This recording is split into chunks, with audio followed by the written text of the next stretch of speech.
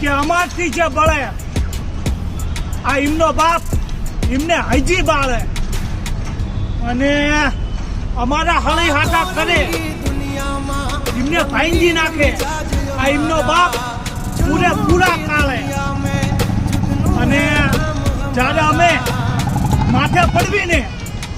પછી કોઈના બાપ દાદા અમને પાસા ન વાળે